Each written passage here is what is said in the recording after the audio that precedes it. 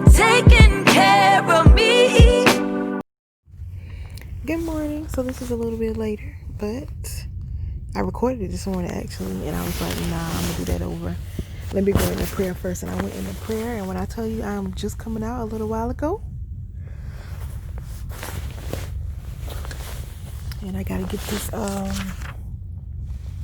word together for y'all that he gave me in prayer. But John chapter 21, this is the last chapter, y'all. We made it through the book of John.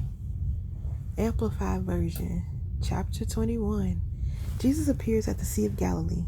After this, Jesus revealed himself again to the disciples at the Sea of Tiberias, Galilee, and he did it in this way. Simon Peter and Thomas, who was called Didymus the twin, and Nathanael from Cana of Galilee, as well as John and James, the sons of Zebedee, and 2 others of his disciples were together. Simon Peter said to them, I am going fishing. They said, and we are coming with you. So they went out and got into the boat, and that night they caught nothing. As morning was breaking, Jesus came and stood on the beach. However, the disciples did not know that it was Jesus. So Jesus said to them, Children, do you have any fish to eat along with your bread? They answered, No. And he said to them, Cast the net on the right-hand side of the boat, and you will find some. So they cast the net, and then they were not able to haul it in because of the great catch of fish. Then that disciple John, whom Jesus loved, esteemed, said to Peter, It is the Lord. So when Simon Peter heard that it was the Lord, he put on his outer tunic, where he was stripped for work, and threw himself into the sea and swam ashore. But the other disciples came in the small boat, for they were not far away from shore, only about 100 yards away, dragging the net full of fish. So when they got out on the beach, they saw a charcoal fire set up and fish cooking on it, and bread. Jesus said to them, Bring some of the fish. Does anybody else want a fish sandwich now? Okay, now I want fish. And I honestly have not found anybody here that can cook fish like that. But anyway, focus, Renisha.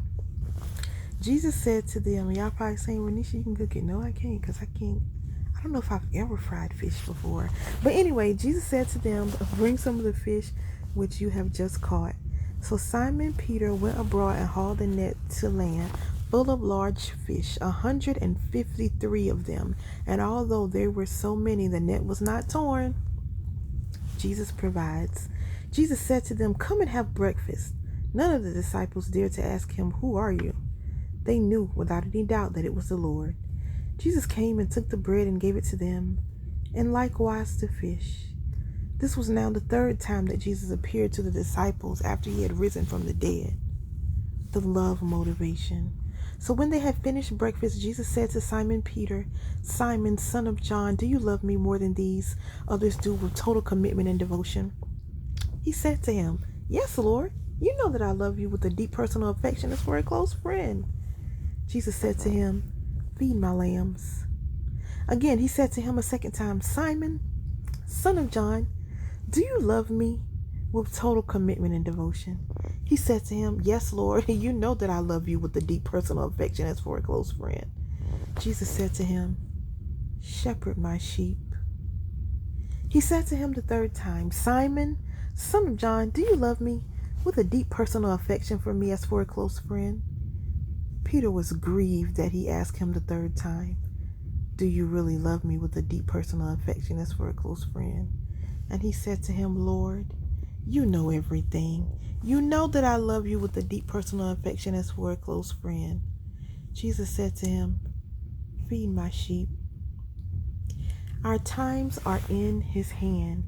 I assure you and most solemnly say to you, when you were younger, you dressed yourself and walked wherever you wished. But when you grow old, you will stretch out your hands and arms, and someone else will dress you and carry you where you do not wish to go. Now he said this to indicate the kind of death by which Peter would glorify God. And after saying this, he said to him, Follow me. Walk the same path of life that I have walked. Peter turned and saw the disciple whom Jesus loved following them, the one who had also leaned back on his chest at the supper and said, Lord, who is it that is going to betray you? So when Peter saw him, he asked Jesus, Lord, and what about this man? What is in his future? Jesus said to him, If I want him to stay alive until I come again, what is that to you? Let me tell you how Jesus would shut you down. That is hilarious. Let me read it again for the people in the back. Jesus said to him, if I want him to stay alive until I come again, what is that to you? You follow me. So this word went out among the brothers that this disciple John was not going to die. Yet Jesus did not say to him that he was not going to die. See how people be toting news? But only if I want him to stay alive until I come again. What is that to you? People will tote some news. Do you hear me? And told the wrong thing. This is the same disciple who is testifying to these things and has recorded them. And we know without any doubt that his testimony is true. And there are also many things which Jesus did, which if they were recorded one by one, I suppose that even the world itself could not contain the books that would be written. This was so sobering.